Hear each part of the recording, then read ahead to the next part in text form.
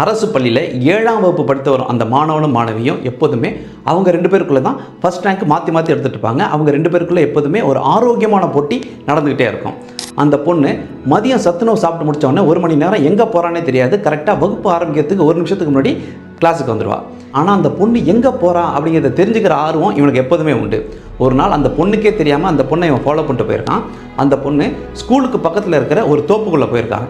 அங்கே நிறைய வேப்ப மரம் இருந்திருக்கு. வேப்ப மரத்துக்கு கீழே இருக்கிற வேப்பம் பழம் அதோட முத்துக்கள் எல்லாத்தையுமே எடுத்துகிட்டு இருந்திருக்கான்.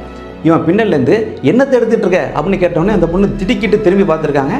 இந்த பையன் நின்றுட்டுருக்கான். ஆஹா, இவன் ஊர் பூரா சொல்லிவிடுவானே அப்படின்னு சொல்லிட்டு டே தயவு செஞ்சு யார்கிட்டே சொல்லிடாதரா, என்னை கிண்டல் பண்ணியே கொண்டுடுவாங்க. இதெல்லாம் எடுத்துக்கொண்டு போய் நான் எடைக்கு போட்டேன்னா அவங்க எனக்கு காசு தருவாங்க, அதை வச்சு நான் நோட்ஸ் வாங்கிக்குவேன்டா, அதனால் யார்கிட்டே சொல்லிடாதரா அப்படின்னோடனே ஓஹோ அப்படியா சங்கதி, இனி நீ மாட்டின அப்படின்னு சொல்லிட்டு நேராக ஸ்கூலுக்கு ஓடிருக்கான். இந்த பொண்ணு இப்படியே மெதுவாக தலையை தொங்க போட்டு மெதுவாக நடந்து வந்துட்டுருக்காங்க.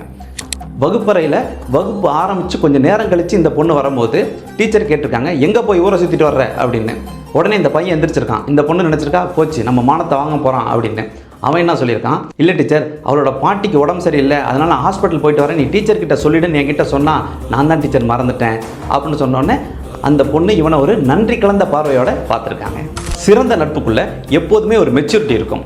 அதே நேரத்தில் அந்த மெச்சூரிட்டி வயசை பொறுத்து வர்றது கிடையாது. குழந்தைகளோட உலகம் எப்போதுமே மிகச்சிறந்ததாக தான் இருக்கும்.